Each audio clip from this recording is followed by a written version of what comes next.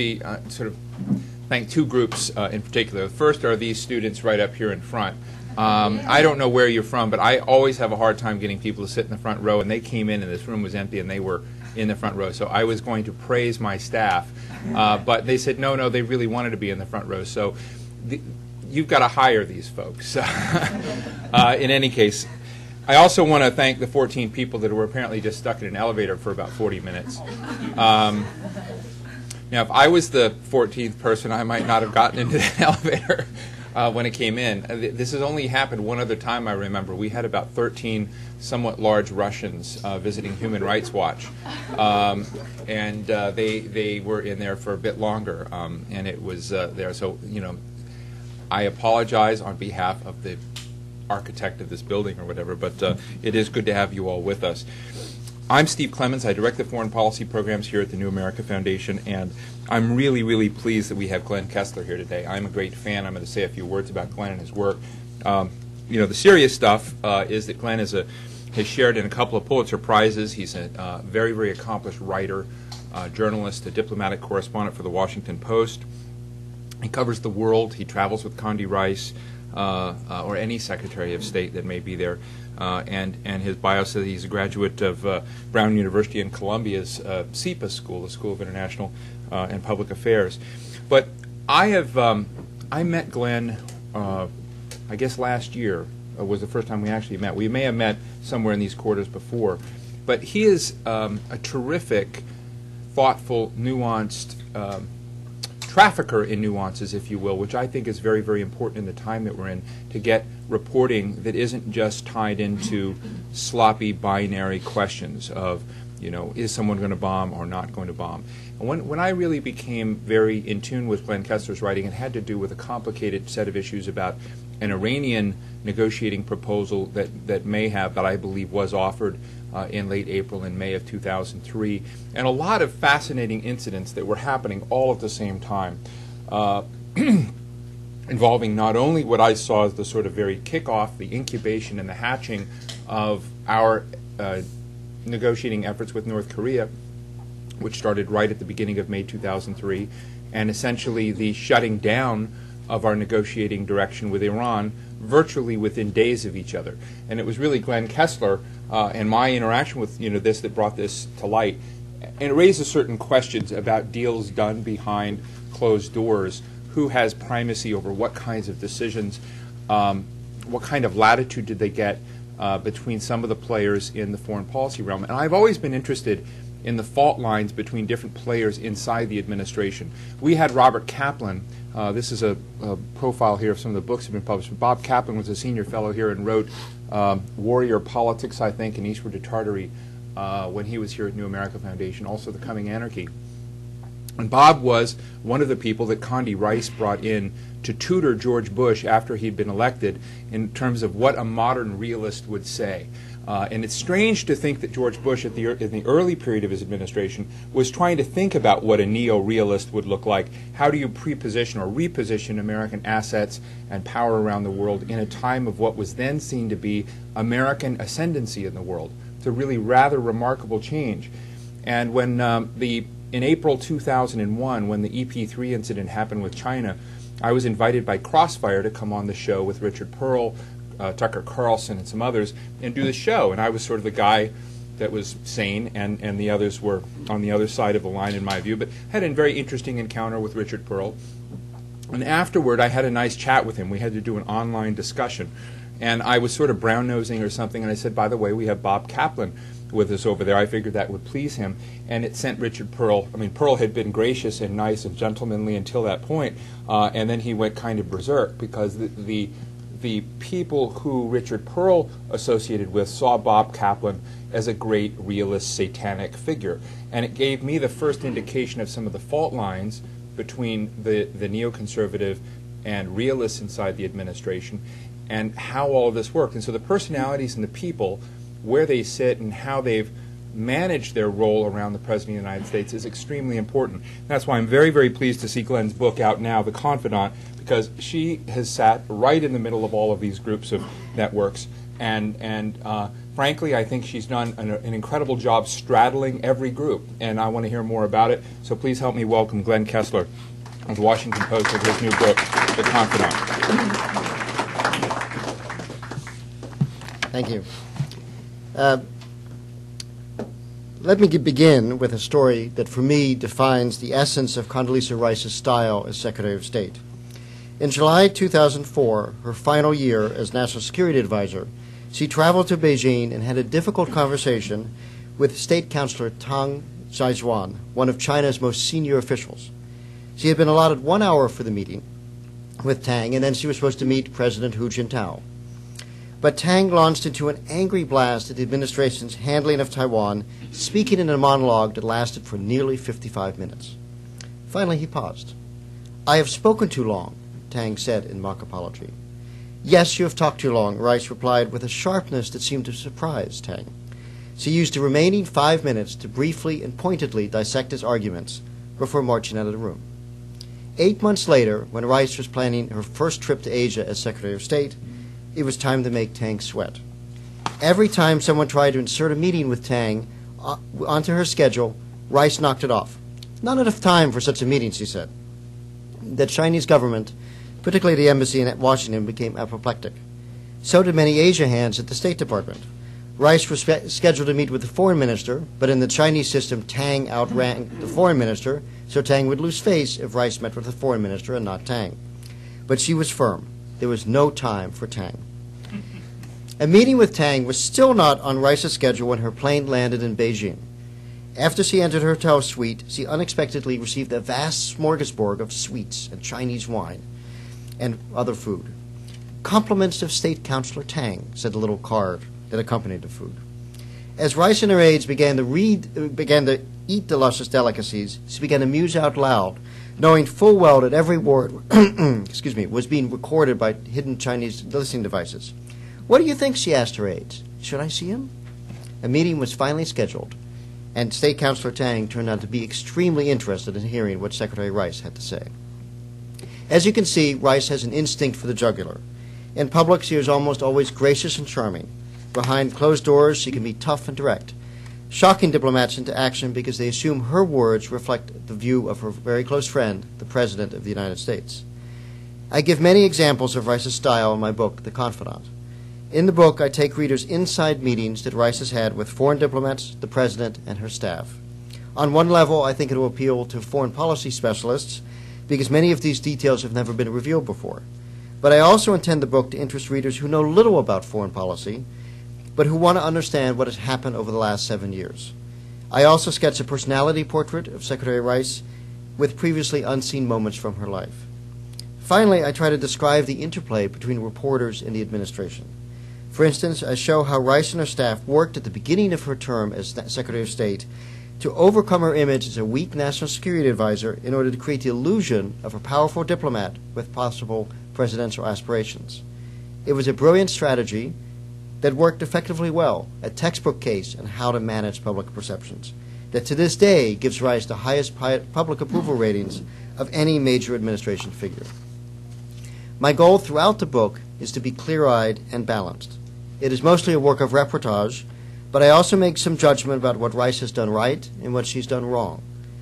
I think the reporting in the book backs up those judgments, though I realize some of those conclusions have been painful to people in the administration. The President's unflagging support is crucial to Rice's impact overseas. Colin Powell did not have the trust of the President, so foreign officials told me they never knew whether Powell was talking about U.S. policy or trying to seek allies for his own policy battles. Before Rice became Secretary, Bush paved the way for her influence by pointedly telling foreign leaders when they came to the Oval Office, "Miss Rice is like my sister." Bush reinforced the message at home, telling U.S. diplomats at one point that he and Rice are, quote, completely in sync. When she speaks, you know that she's speaking for me. Those are powerful words from the President of the United States. Rice works hard to keep up that connection with President Bush now that she is no longer in the White House. If a meeting is not planned that day, she will call him in the morning to check in. Usually on weekends, she'll call him on Saturday or Sunday to discuss the week. And every night she sends him a private note describing the diplomatic issues that she had confronted that day, essentially a foreign policy version of the intelligence and military briefings the President receives daily. In many ways, the President is the idea generator in this relationship. Before entering the Bush administration 7 years ago, Rice was known as a foreign policy realist. You deal with states as they are.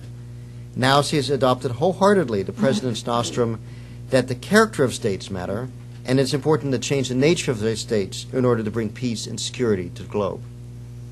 Rice's close relationship with the President, combined with her lack of family obligations, has freed her to become the most traveled Secretary of State since Henry Kissinger, making a strong contrast to Colin Powell, who was the least traveled secretary in 3 decades. She brought new vigor to U.S. diplomacy, quickly repairing relations with Europe and securing a groundbreaking nuclear deal with India, which is rather controversial, just months after she took the helm of the State Department. But I argue in my book that her options and her opportunities as Secretary of State are limited by one deeply ironic fact. She was one of the weakest national security advisors in U.S. history. Her experience and her mistakes in that job have thus shaped the world and colored the choices that she faces as Secretary of State. The invasion of Iraq, the missed opportunities with Iran, the breach in relations with Europe, the North Korean nuclear breakout, the creation of secret CIA prisons in Europe, the failure to bolster Palestinian democracy. All of these problems were the direct results of decisions that she helped shape in the White House. Now, as Secretary of State, she has tried mightily, and with limited success, to untangle the Gordian knots that she had tied in the first term. For instance, let's look at Israel and the Palestinian territories. To some extent, it is unfair to blame American officials for the failures of Israelis and Palestinians. But the United States plays a critical role in managing the conflict. The Bush administration has disengaged at critical moments and often appeared to tilt too strongly to Israel, leaving intense anger in the Arab world at U.S. policy. The administration's stated goal was to build Palestinian institutions and remove leaders with terrorist links. Yet as a result of U.S. policies crafted by Secretary Rice, the Hamas militant group won Palestinian elections and eventually took over Gaza, leaving the Palestinian Authority a shell on the verge of collapse. Bush came into office highly skeptical of President Clinton's sustained engagement in the peace process. Clinton had struggled to achieve a peace accord in his final days in office, but it collapsed in a wave of Palestinian attacks known as the Second Intifada. Bush, in fact, has shown little interest in the details of the complex disputes in the region and was wary of intervening too deeply in the negotiating process. The President, in fact, often has a negative reaction when officials try to delve deeply into issues that are central to the conflict, such as final borders of Israel and a Palestinian state or the status of Jerusalem. Clinton, at the end of his term, debated those issues at length with Israelis and Palestinians, but Bush has dismissed them with kind of a wave of his hand as all those old issues. In comments that struck some aides as naive, Bush would say the Israelis are wasting their money on expanding settlements in the Palestinian territories because ultimately those buildings will become housing developments for the Palestinians. The result is that Bush would make statements, such as announcing in a speech to the UN after September 11th that he believed in a Palestinian state, but he would offer no plan for achieving his vision. During the first term, though Powell was Secretary of State, Rice, as National Security Advisor, really had control of the Israeli portfolio.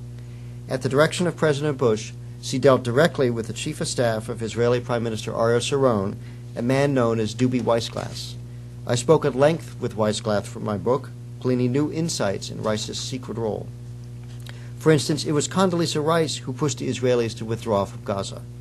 She believed the roadmap officially being promoted by the administration was, quote, at best a marginal plan, and likely wouldn't work. She told Weissglass to think of, quote, a move of significance, something that would allow the United States to say, look at what Israel has done, now the Palestinians have to do something. The result was Israel's withdrawal from Gaza, a plan that Weissglass and Sharon carefully shaped with the Americans. In fact, Weissglass originally brought Rice a plan to withdraw from a few settlements in the Gaza Strip. She said the U.S. would support such a move, but urged the Israelis to think bolder, arguing that withdrawing from all of Gaza would be a political breakthrough. So the Israelis redrafted their plan. Until I learned of Rice's key role in the formulation of the Gaza withdrawal, I hadn't understood why she was so emotionally invested in it, despite the skepticism of others, like the Europeans. The problem is that the Gaza withdrawal was conceived as a unilateral step, because Israel believes Yasser Arafat could not be a partner for peace. Once Arafat died, just before Rice was confirmed as Secretary of State, that calculation should have changed, but it didn't. A new Palestinian leader, Mahmoud Abbas, was elected, but he felt he never got enough support from the Americans to claim any credit for Israel's withdrawal from Gaza. Instead, Hamas was able to declare that Israel left Gaza because of terrorist attacks, not because of negotiations. Moreover, Rice supported the idea of including Hamas in Palestinian legislative elections, even though Hamas had not given up its militia. She, along with Bush, really wanted to prove there could be a democratic election in the Middle East and militant groups would suffer at the polls. The Israelis were, of course, very worried about Hamas's participation in the election. Sharon at one point threatened to block them. Tzipi Livni, now the foreign minister, then the justice minister, in late 2005 flew to the United States and met with Rice and others to express her concerns. She had looked at the constitutions of dozens of countries and studied the transitions of power in Northern Ireland, Afghanistan, and other hotspots. Armed militias were always required to give up their arms before they could participate in the political process. Livni pleaded, "Don't let Hamas run." Livni got the same message everywhere she went in Washington. Don't worry, Hamas won't win. And U.S. officials added, if Hamas gains some seats, look at Lebanon, where Hezbollah seems to be acting as a responsible party. This was 2005, after all. The Americans said it was important to get Hamas in the political system, and then they would disarm. Now, of course, U.S. officials recall their comments to Livni with bitter irony.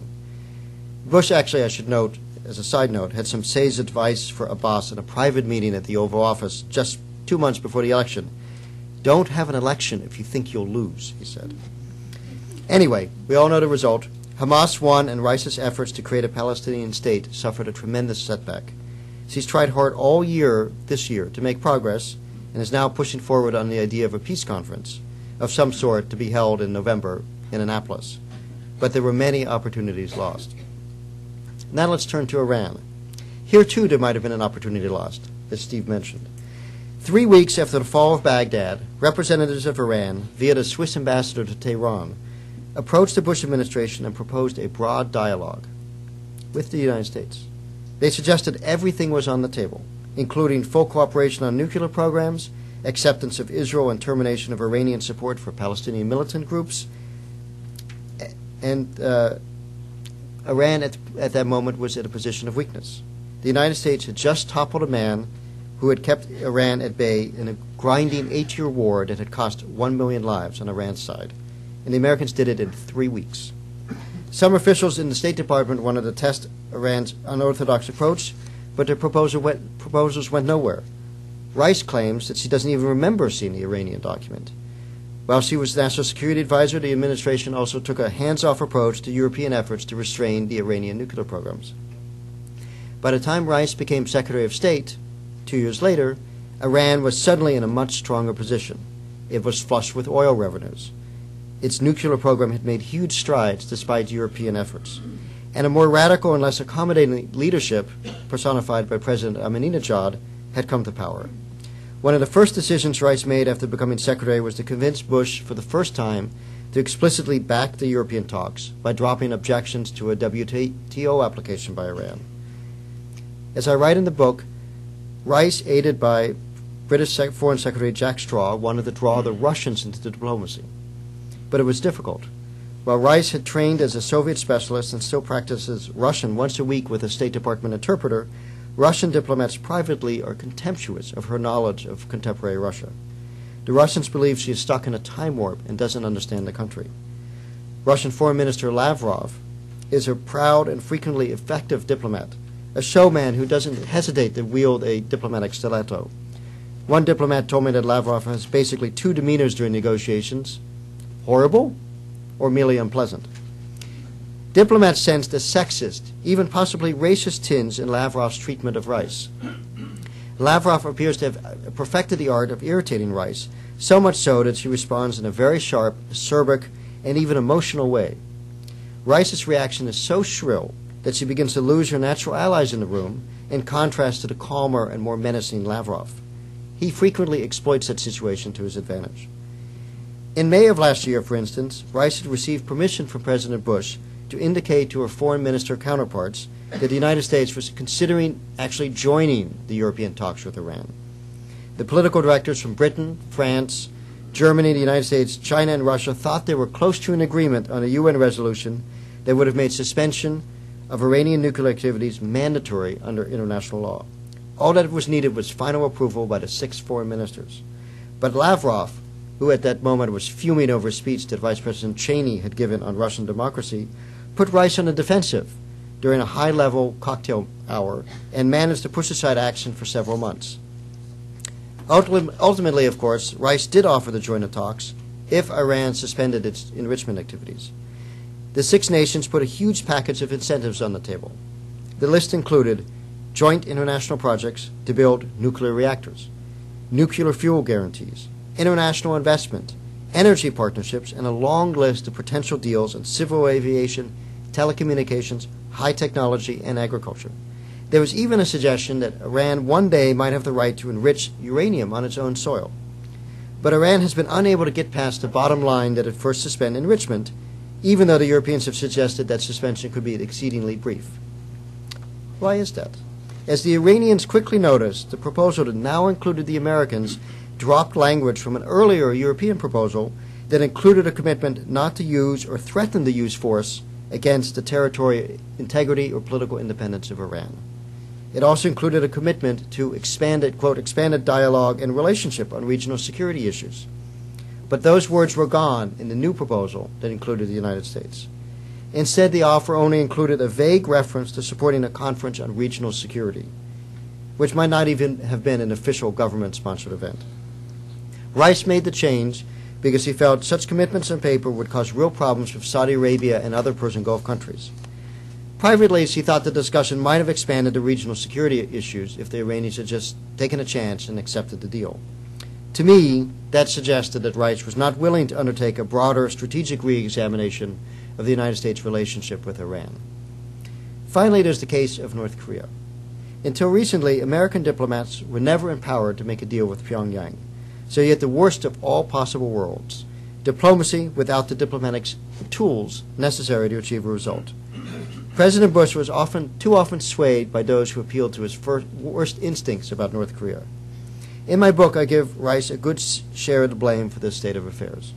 He was National Security Advisor in 2002 when the new intelligence emerged that North Korea had a clandestine uranium enrichment program.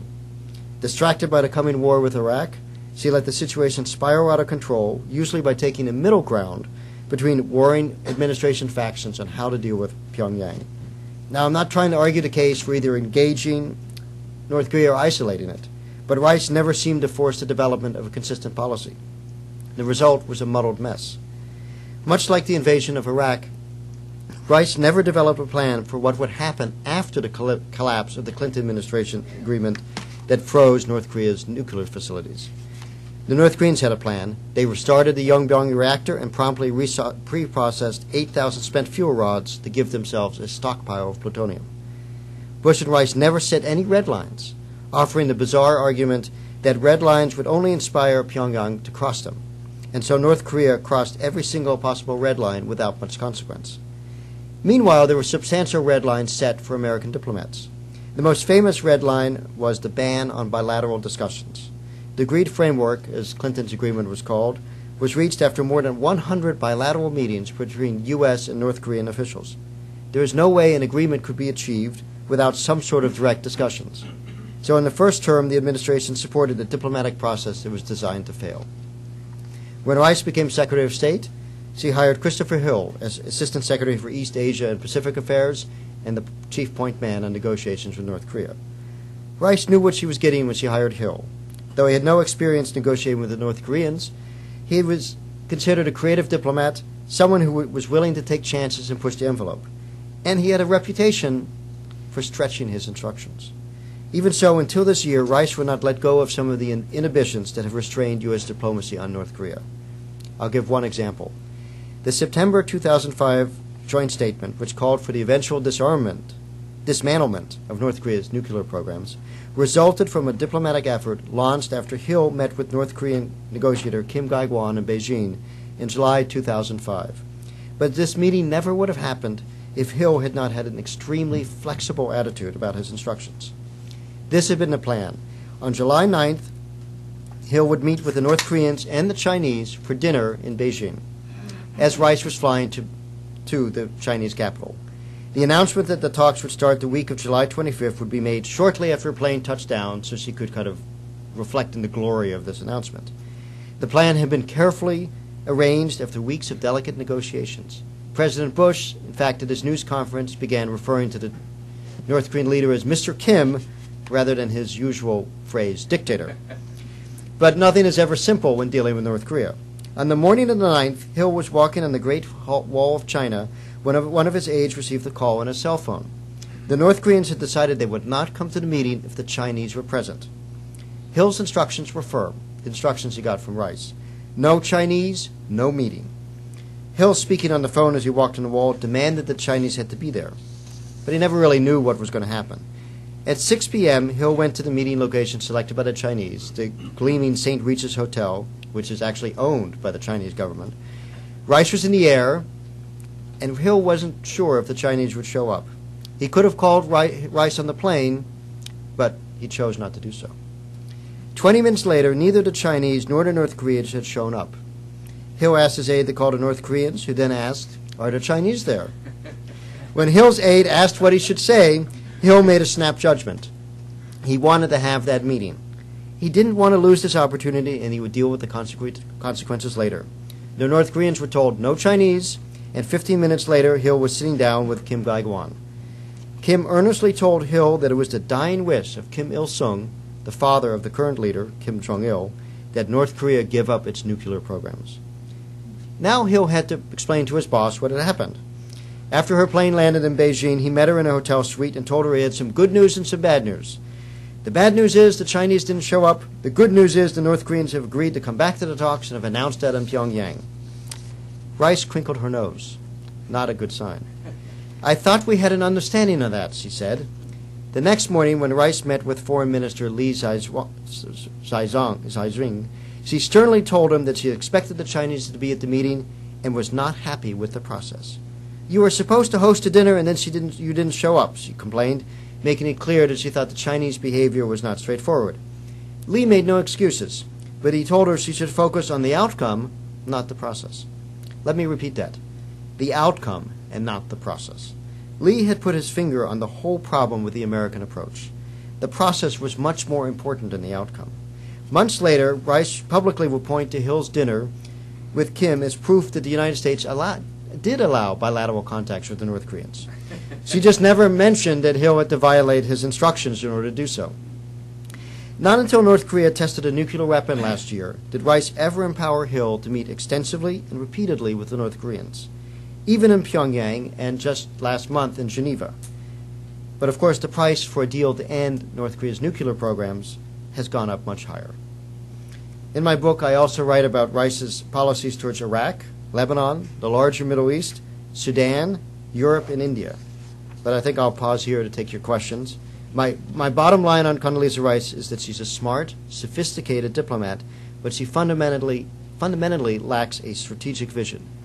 Her approach has been largely tactical, a series of ad hoc efforts designed to deal with an unfolding series of crises that stem from decisions that she helped make in the first term.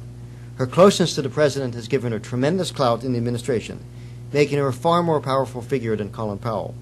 But she has not used it to force a fundamental rethinking of the administration's approach to the world. Thank you. Great. Let me pose some questions here, if I may. Why don't you? I'll stay. Okay. All right. Let me just open up. How is Condi Rice's office?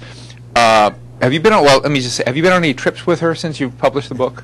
No, actually, I've been too busy flogging the book. I see. And has she called you and said, "Great job"? No, I gave her a copy of the book 3 weeks before it was published as a courtesy. Did you inscribe it? You know, I wrote her a personal note explaining what I had tried to do and how I approached the book. I figured if she wanted me to sign it, she'd ask me to do that. She might sell it on eBay or right. something. Okay. I've not heard anything officially from her. She was asked in an interview last week if she had read it, And she said no, and then proceeded to disagree with some of the thesis. So, let me finish. I mean, you quote Larry Wilkerson, or at least I think you did. I've seen other references to it that Larry was quoted by you as saying that she traded playing the kind of role that other national security advisors had, which is a strong, judicious, tough manager of process and various options, and instead tried to play to the president's instincts and build intimacy with the president, and thus served him poorly. And it seems, from what I've briefly looked at State, she did try and move in a different direction with much more institutional strength. But today, as we look at some of the Iran debates and the sort of interesting so-called battle between Condi Rice and Cheney, or Rice plus Gates versus Cheney, whether she's standing her own ground or whether she's going back into this deferential posture to Cheney and Bush's instincts on Iran. What do you think is happening there? well, it's very opaque, certainly, and I mean, I think she and to some extent she and Bush now have a bit of a mind meld. And so, when she makes decisions, believing she knows that she has the president's approval to do that, and particularly on the Palestinian issue. Iran is a bit more tricky, and I think that is in some ways, Cheney has kind of stepped back from the Palestinian issue. He has stepped back from the North Korean issue. There have been real significant shifts this year on how they're handling North Korea, but Iran, I think, is where he is still very much a player, and it'll be very interesting to see how that plays out. Interesting. Let me open the floor. Harlan Ullman. Thanks for your talk, Glenn. I would like to ask you about Pakistan and Afghanistan and Condi's role in that. If you don't know, I'd ask you to speculate. Pakistan is within inches of chaos right now, as you well know. And in Afghanistan, as far as the civil reforms have gone with the legal system, judicial system, economics, and so forth, it's a disaster we probably have lost. There doesn't seem to be any kind of adult leadership in the administration that's looking over either Pakistan or Afghanistan. Negroponte's trip to Pakistan really was not something that was needed. And as a senior military commander out there about Afghanistan, the command situation is, quote, a soup sandwich. So, thoughts on Pakistan and Afghanistan? To what role do you think Condi is really engaged in Afghanistan and Pakistan and understands the issues, and to what degree do you think American influence has been felt in trying to rectify what could be really a explosively dangerous situation? Yeah, it's interesting. I think she has basically given that policy over to Negroponte. I mean, I write in my book that at the beginning of this year, she sat down with her staff and said, where can I make a difference in the remaining months of this administration? Where are the possibilities for some sort of diplomatic achievements? And she picked three things: Palestinian state, North Korean nuclear deal, and doing something on Iran and its nuclear program. And essentially the rest of the globe was handed over to Negroponte. And you're right, the situation in Pakistan is fast becoming a crisis, and whatever gains the United States had made there initially seem to be quickly lost. At the top of my head, I can't even think the last time she went to Pakistan or Afghanistan. And I don't think she's really that engaged in that issue. It's really much more Negroponte's show, because she has these three core issues, and that's what she's spending her time on. And note that one of those core issues did not include Iraq. Nick? Nick Perry, Foreign Policy Forum. You sort of attribute blame to Condoleezza Rice for her mistake with North Korea, the Middle East, Iran, and so forth. But when Bush says, when Rice speaks and acts, it's really Bush, he's the decider. Shouldn't all the responsibility and blame be with Bush, not Rice?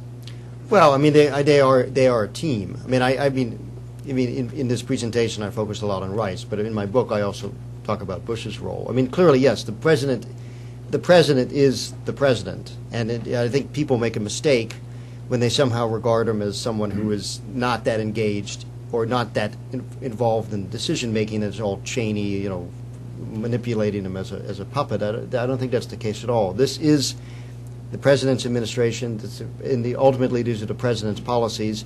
And in many ways, Secretary Condi Rice was the national security advisor that President Bush wanted. And he has a very corporate way of managing the administration. And if you're Secretary of State, you're the Vice President for Peace. If you're the Secretary of Defense, you're the Vice President for War. And staff positions such as White House Chief of Staff or National Security Advisor are accorded much less importance in the way he organizes his administration. And I would also argue that he put Rice in a somewhat difficult position as naming her National Security Advisor when she was extraordinarily inexperienced for that job. She had 1-2 year stint as a mid-level staffer on the NSC, but had never really spent a lot of time thinking about much beyond the Soviet Union and the Eastern European military. And she was really put in a very difficult position, particularly when having to maneuver among these 800-pound elephants like Donald Rumsfeld, Dick Cheney, and Colin Powell. But let me just go one step further. When Condi Rice was bringing Bob Kaplan in to tutor Bush, Steve Mufson, I leaked this to Steve, and he waited a year to write it. And it was an article called "What's in Bush's Brain," and it is interesting because it was a benchmark for what Condi Rice must have thought George Bush needed to hear or know.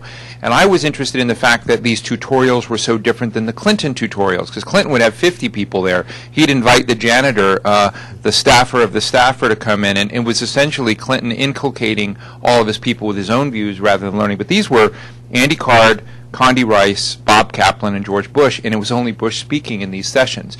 And it was not Donald Kagan or Richard Pearl or Norman Podhoretz. It was Bob Kaplan. So this was in early 9/11. What do you think took her out of that space, which was sort of where she was still in Scowcroft land, and jumped into Podhoretz land? I've tried to talk to her about this. You never really get a particularly satisfactory answer. I mean, her pat answer is September 11th. World changed on September 11th, and it could well be that the president, picked sides there after September 11th, and then, as someone like Larry Wilkinson would say, she then shifted to maintain her intimacy with the president. But she argues that she went back and rethought the history of the Cold War after 9/11, and suddenly issues such as having democracy in Germany and Japan loomed larger in her mind post 9/11 than it ever did before 9/11. But I think that's kind of an after-the-fact explanation. Other questions? Jed Schilling. Following up on that a little bit, because she'd come in, and what you said about her work behind the scenes and stuff is quite interesting and useful. But she'd come in to educate Bush about foreign policy, about which he knew very little, and her expertise was more the process and the strategy. But having looked at this for this period of time, is there much evidence that she succeeded in educating him very much, or that she was sucked into his view and that of his other allies about how to deal with foreign policy? Yeah, I think, in some ways, the pupil became the teacher. The president, and that's, that's why I say people, make a mistake when they kind of regard him as a know-nothing nobody. I think he sets the tone, and Rice is responding to that, as opposed to, in terms of her teaching sessions, she was regarded as she won all these teaching awards at Stanford, but I don't know precisely what exactly she taught him about, various parts of the world that would, be a substitute for, broader experience and knowledge. Katya Gloker?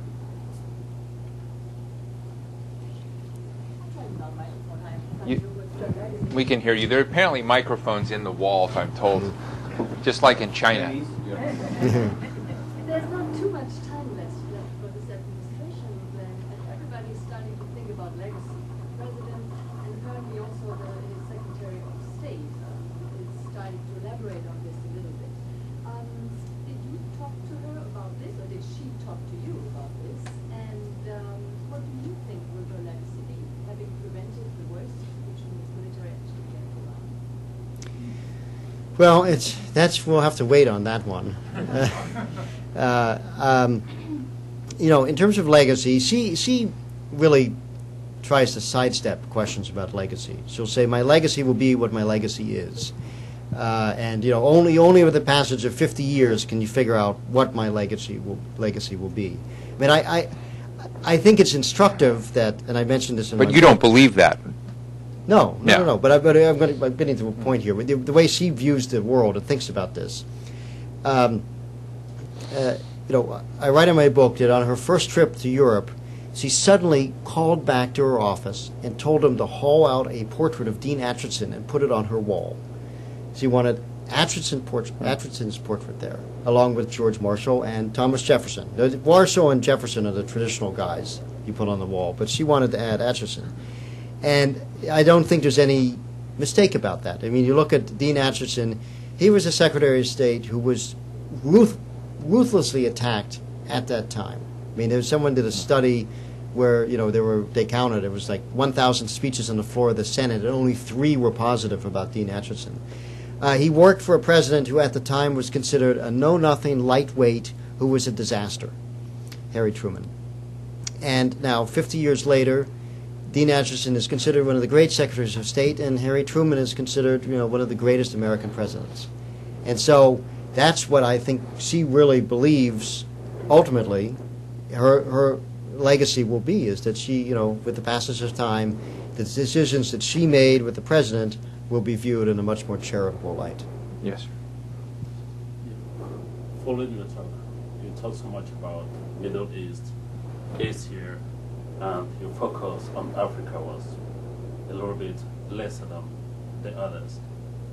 In Condoleezza Rice and George Bush mission in world policy concerning globalization and the new Chinese invasion in world politics and economics, how do you analyze Bush Condoleezza Rice situation in African politics? So the question for the rest of the people is, how do you evaluate Bush and Condi Rice's strategy towards Africa? Yeah. Well, I do have a chapter on her policy towards Sudan in my book, I actually fault her in that chapter for delegating it to others and not really becoming personally engaged herself. That was Zellick, right? Yeah, she delegated it mostly to Zellick, and then she passed it off to a guy named Andrew Natsios. And she could never really get herself engaged in it because I think she saw it as an intractable kind of loser issue that she didn't want to be engaged with. And strangely, she has never, as Secretary of State, never really done a tour of Africa. There were always these promises that she was going to make this Africa trip. She was going to do it in July 2005. She canned it to do some Middle East stuff. Then she was going to do it in July 2006. She canned it to do some Middle East stuff. Then she was going to do it in 2007. She canceled it again. She's never taken a trip of Africa or done any kind of major swing of the African nations that beyond just kind of drive-by diplomacy, which is kind of interesting given that she's an African American. The larger question about Bush administration policy to Africa, I mean, I think it has been mostly limited to, providing a lot of funding for HIV/AIDS programs. But in terms of kind of countering the Chinese invasion of Africa, I mean, they've been so distracted by Iraq, they haven't dealt with the Chinese invasion of Latin America or the Chinese invasion of Southeast Asia either. So it's a really minimal issue on Africa. And in fact, you can almost say the same of Colin Powell, though I think he was a little more engaged. I know that one official who worked in Africa policy for Powell said that when he took the job, Powell said to him, "I can only pay attention to your issues about 4 times a year, so pick them carefully when you call for my help." But if I can add to Glenn's comment that as little as Colin Powell put into Africa when Condi came in, and I know from someone who's close with her and her staff, it was looked at as a Powell thing that never went anywhere. So it shows you how bad it was. Yes, sir, in the back. You. Yeah. Next, Kati. Yes. Use your lungs. Could I ask you kind of a journalistic question? You have traveled so much on the rise and observed her so really closely. What makes her tick? I mean, we all know that she is a very ambitious person. She has achieved so much coming from a background that really is admired a long way. But, I mean, what drives her? Is it success in herself, or does she have a mission or something that she can achieve in substance? What drives Condi Rice? Yeah, well, that's the $64,000 question. I mean, because she is a very extremely private person who doesn't like to reveal a lot of herself. And, you know, Just let me stop you. She still flirted with running for president. well, her staff did. I don't know, Well- but, you know, If her staff did, she was... So, well, but part of that, I write that in my book, part of that was designed, you know, for the next time a foreign minister sat down with her, that he would be thinking, gee, I've really got to be nice to this person because they might be the next president of the United States. It was partly a very shrewd way of you know, playing diplomacy. But, you know, what makes her tick? You know, I mean, I describe in my book there are a couple schools of thought. You know, one school is that she's just blindly ambitious and will do whatever it takes to get where she wants to go. And there's another school of thought from friends of hers who are very close to her who say that her ambition is not, you know, she's driven, but it's not like she ever necessarily sought out these jobs. You know, if you look at how she got some of these jobs, often it was serendipity.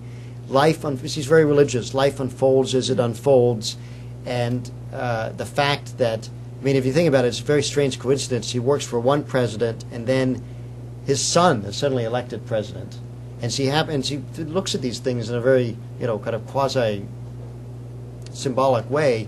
It was very important for her to be in the White House when the Soviet Union started to collapse and work on German reunification. That was a change in the world, you know, particularly for someone who was a Soviet specialist. The world changed overnight. And then there she is, back in the White House, working for the son of that president she used to work for, and 9/11 happens. And she thinks, there's a reason why God put me on this earth, to be there at one hinge of history, and now to be there at another hinge of history. Oh, So, no. I mean, I don't make judgments, you know, about which is the real Condi Rice. But there are elements of that. I mean, she's, you know, I mean, and she was a... So you know, she has that God connection thing going, too. Yeah, oh, yeah, Yeah. in a major way. And just to yeah. follow up, you know, in her background, you know, it's not like she came from very poor surroundings or whatever. She came from very solidly middle-class background with parents that had her do French lessons at age 3, you know, ice skating lessons at... I think age 3 as well. I mean, she'd get up at 4 in the morning every day to practice ice skating. She took piano lessons, and and she was the third generation to go to college. So she sometimes in her speeches overseas likes to kind of leave audiences with the impression that she may have come from a less privileged background, but for growing up black in the segregated South, it was actually.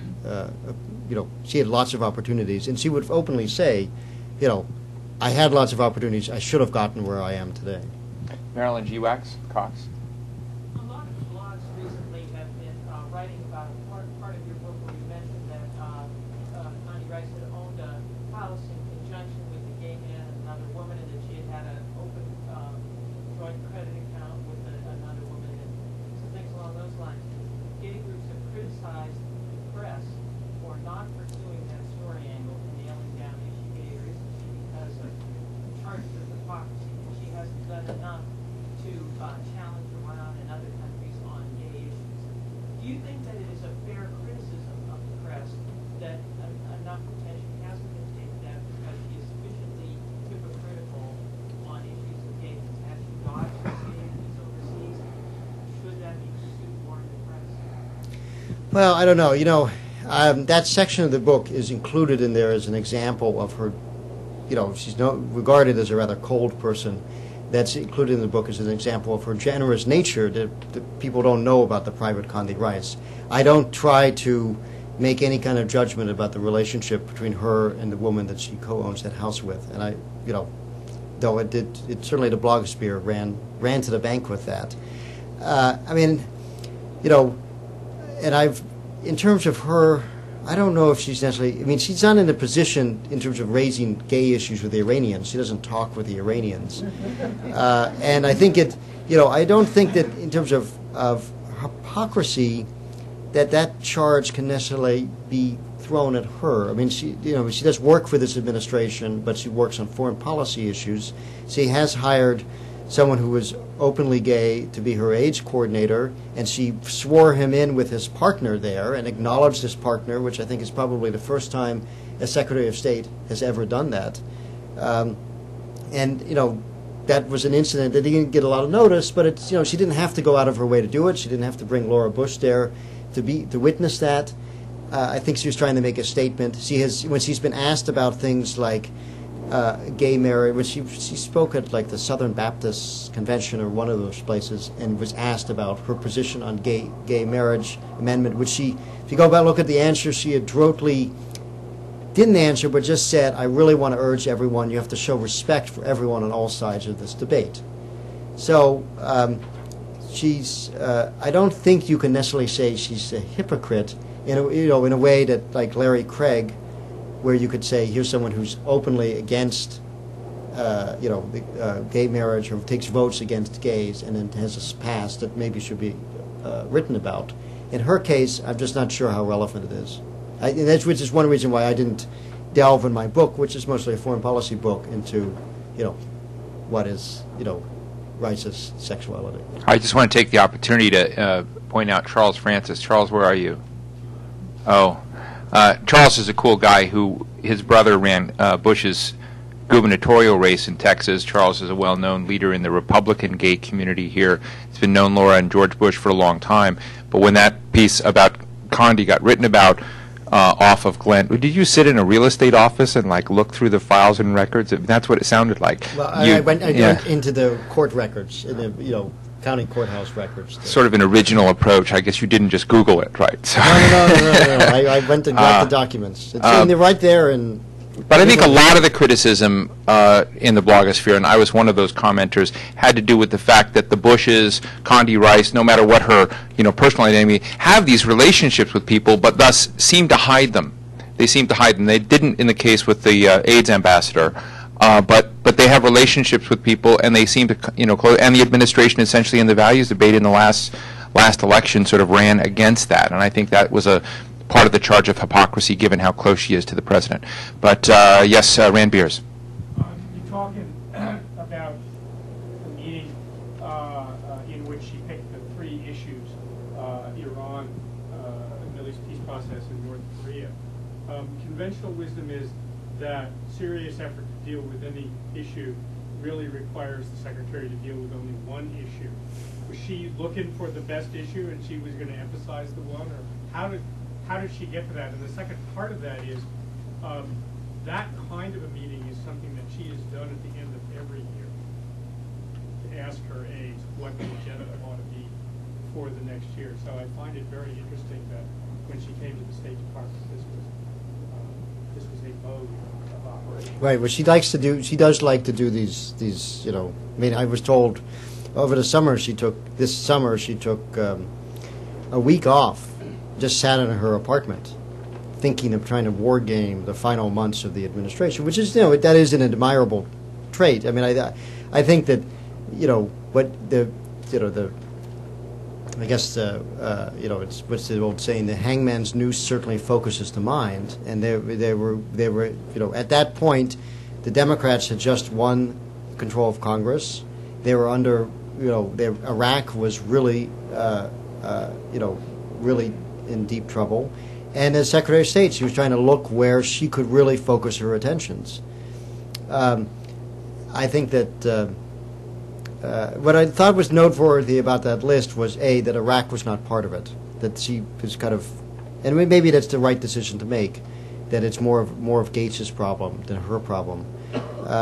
But I also thought it was interesting because what you saw after that meeting was certainly on North Korea some significant shifts in the administration's position. I mean, you might find it. I was just telling someone earlier today that it would be instructive to go back and look at the debate between John Kerry and President Bush on North Korea during 2004, when Senator Kerry said, what you need is a six-party process with bilateral contacts, and how scornful and dismissive President Bush was of that idea. I've seen a lot of that. Yes, and now that's the approach that they're taking. I mean, Chris Hill goes there, negotiates with the North Koreans. They reach a secret or somewhat closed agreement, and then they bring it to the sixth party and say, all right, here's what we want to do, let's try to implement it. And that's how it works. And you also saw on the Middle East, you haven't seen as much on Iran, but on the Middle East, some real shifts where she's taken an idea, the idea that they start talking about final status issues, an idea that the Europeans have been talking about for years. Why don't we do that? Skip the roadmap and do final status. Take an idea that she never considered before and has now built her whole policy around it. Yes, sir. Hello, sir. I'm from Johns Hopkins University. I have two questions. Pardon me if you have mentioned this question because I'm late. What's your understanding of transformational diplomacy? Can this, transformational diplomacy was put out by Condoleezza Rice. Can this be seen as part of his diplomatic legacy? My second question is about, as we know, Rice is an expert in Russian affairs, Soviet affairs. How does this kind of academic background affect her policy, as a national security advisor and Secretary of State? So transformational diplomacy in Russia. On transformational diplomacy, this is an idea that she has used to talk about two things. One is the realignment of U.S. diplomats from places like Europe to places like China or India. I mean, the example she likes to give is there are as many U.S. diplomats in Germany as there are in India, whereas, however, India is 10 times larger and has significantly more growth potential. So therefore, we need to realign our assets. They've been doing that process. Transformational diplomacy also refers to a complete overhaul of foreign aid by the United States, which is an issue, frankly, I don't get into in the book, and it's largely been unwritten about, though I did have an article earlier this year about it. But it's an effort to completely change the way the United States thinks about how it delivers foreign aid. I mean, where they have these spider diagrams where they try to match up the country's needs and whether or not the aid is being delivered in a way that actually meets those needs. It's highly controversial in Congress, and I don't know if this Congress will accept it. So I don't know if that part of her legacy would continue. To some extent, transformational diplomacy has become a rather sardonic term at the State Department because she's not well liked there. She only deals with a small group of about 20 people who really know what's going on, and the rest of the building is simply ignored. And so in the State Department, transformational diplomacy is regarded as a negative term. On Russia, she is was a Soviet scholar. I do mention in my book her very difficult relations with the Russian foreign minister. And you can look at what has happened with U.S.-Russian relations in this administration and feel that this administration has had some real setbacks there.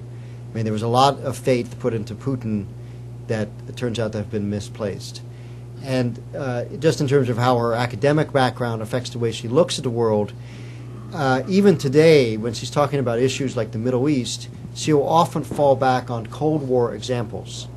We had a discussion with her earlier this year, a group of reporters, and one of the reporters asked, what examples from Middle East history do you use to inform your thinking about the Middle East? And she couldn't come up with any Middle Eastern examples. She could only come up with Cold War Soviet examples, which she then tried to graft into a Middle East context somewhat inartfully. And I know another reporter had asked her what was the most recent book she read on Middle East history, and she couldn't come up with any books. She could only come up with the UN Development Report on Arab nations. It's not bad. Yes. Yeah, I was just reading your Washington Post article, Transformed by Her Bond with Bush, and you say that how Rice has remained relatively immune to public disapproval of the war in Iraq. I'm wondering why this is, especially as her previous role of NSA advisor and kind of her direct responsibility to some of the failures we're seeing in Israel and Iraq and Palestine. So why has she maintained this high public approval, especially with the closest Bush and her responsibility with some of the failures we're seeing today? Well, I mean, that's a good question. I mean, you could, on one hand, argue that Americans have very short-term memories. But she was at the center of decision making, and we did a poll of the Post a year or so ago, where more than 50% of the Americans surveyed said she had little or nothing to do with the decision to invade Iraq, which is amazing considering she was on TV saying, the mushroom cloud is we don't want the mushroom cloud.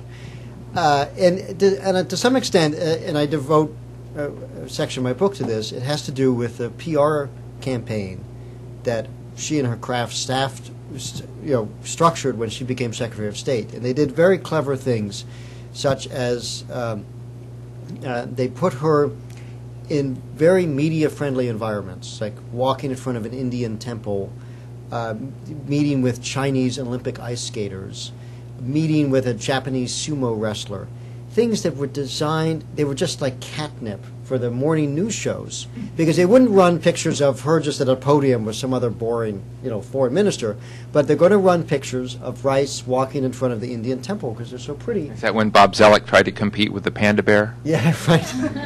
Well, and so what you see there is that gets on the news, and there's some little voiceovers that Secretary Rice was in India today, and the idea is, the idea was to get that subliminal message to the American people. Oh, there's my Secretary of State doing diplomacy. It was very clever. Yes, sir. You spoke about the fault line between the neocon movement and then perhaps the realist movement, or just how the fault lines have been driven when she first entered as Secretary of State. And before dealing with George W. Bush, or primarily in her role as Secretary of State, you said that she was much more of the realist and more of a reserved approach. Is her inability to, I guess, withstand the conversion to neoconservative ideology going to be her legacy? And now that we're we've taken a lot more rash approach to try Iraq and perhaps try Iran, and this will go up to the next administration. Will this be your legacy? And if so, a failure to not take a much more reserved approach on these issues? Well, the interesting thing about what is Condoleezza Rice's philosophy is a question that I can't answer at this point. I don't know if anyone here has read Jim Mann's book, Rise of the Vulcans, but he has a very interesting section in there where years later, after the end of the first Bush administration, people on both sides of the debate about whether or not how you should deal with Gorbachev, both thought that Rice was on their side. That she so successfully straddled those positions that, they couldn't tell years later what her position really was. And so I wonder about, what is the core of her philosophy here? She was generally considered a realist before she joined this administration. Now she's been part of policies that most, so-called realists would object to vehemently. And now you see certain moves which are either out of desperation or out of sense of legacy, which seem much more pragmatic. And I'm very curious to see what she believes after she leaves this administration. Yes. In her own education, what other professors, scholars do you see as really important in your development? And anything more you would say about the relationship with Madeleine Albright's father? Well, yeah, Madeleine Albright's father, a man named as Joseph Korbel, who was a refugee from the the Soviet takeover, communist takeover of Czechoslovakia. He was the person that introduced her to Russian studies, and she was a student at the University of Denver. She had hoped to be a pianist, decided she wasn't good enough to actually make it in the big leagues, and looked around for another major, and fell in love with this Russian and Soviet studies, being taught by a man who what turned out to be Madeleine Albright's father. He was very, very important to the way she kind of looked at the world and thought about foreign affairs. And in fact, she dedicated her first book to him as well as her parents. She was also known as a disciple of a political theorist known as Hans Morgenthau, who was kind of the godfather Not of that realism. strict a disciple. Yeah, well, she used to teach us about it in courses, but she's shifted, some would say. Maybe George Bush is her current mentor. I want to give Glenn an opportunity to sign books and chat with a lot of you because I know you know him, and we're going to move him out to the front, so don't rush to the stage when we're done. Let me just quickly group these last three questions, these two gentlemen back here and Peter Heller. So yes, if you can make it very brief, ask the one question you've got, and we'll go there. Michael Hudson from the Center for Arab Studies at Georgetown. In your opinion, how nuanced a view is an understanding of Islam and political Islam do you think she has, given that she has a conservative Christian background and a sort of a realist intellectual background? Right. And she's living in neocons? Great. So, and then, yes, sir. What makes her think that she can really make a difference in the Middle East, given A, the situation there, B, the administration's almost total failure there, and C, the fact that there's almost no time left to do it? So the question, nuances on Islam, question, what makes you think she can make a difference in the Middle East, and Peter? To me, the puzzle in this whole talk was, where does George Bush get his views? Because you seem to suggest that, really she's implementing what George Bush's views are. So where's Bush in all this? Where's Bush getting his views? He knew nothing about foreign policy. Three really simple questions, Glenn. But it's very clear. All right, well, on Bush, I think he does a lot of things from his gut. And I recently did another talk elsewhere trying to look at presidential decision-making and drawing in part from examples in my book. And, how was decision-making done in this administration?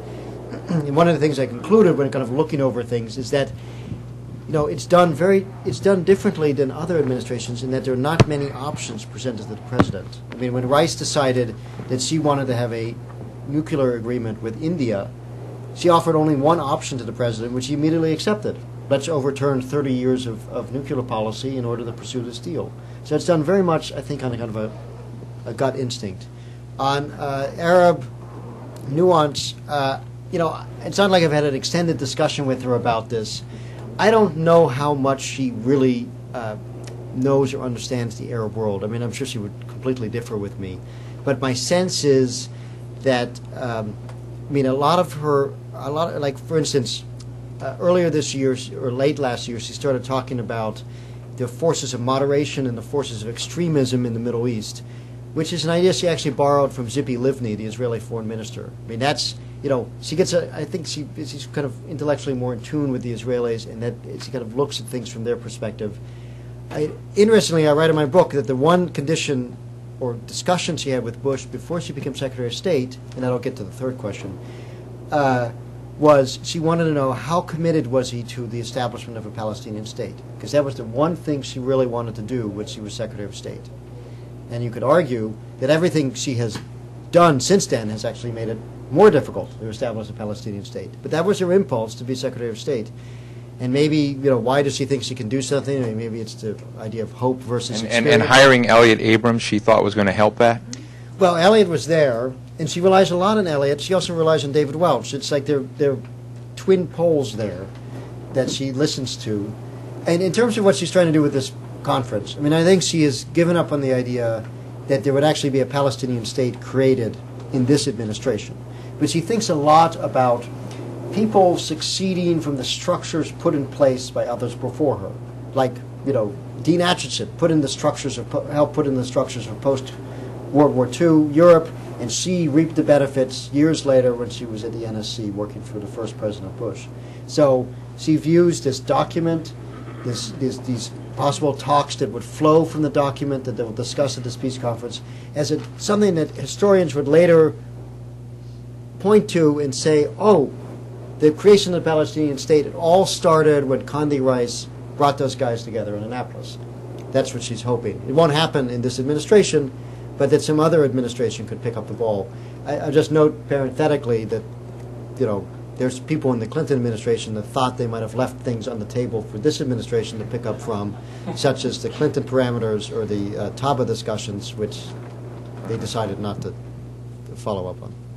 Well, Glenn, I'm grateful for the book. When in trying to chronicle or talk about or blog about the big personalities of the administration, it's been very clear to me for a long time, though it was less clear to your colleague Bob Woodward, in my view, since he looked at Vice President Cheney as sort of an eccentric and uninfluential person. It was the words he used in the final book, otherwise a great book, that Dick Cheney's success is in part his ability to have transmitted to many, many people throughout the national security bureaucracy what he thinks, what the template is by which he makes decisions.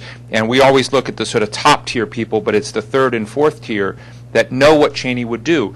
And not a lot of people know the question Peter says, what drives Bush? 20 people know what drives Condi Rice. And it's been very interesting to know her because she seems so chameleon-like. And the only one who seems to have real followers in the administration is Vice President Cheney, which is a substantial source of his strength and a substantial source of her weakness. But I think in books like this, it helps explicate quite a bit about her and shows both those strengths and weaknesses. So I want to thank you very, very much for being with us today. Thank all of you for being here. Thanks Samir and all our crowd for getting us here. And I think we're going to run Glenn around to the front, and we'll see you all out in the lobby. Okay? Thank you very much.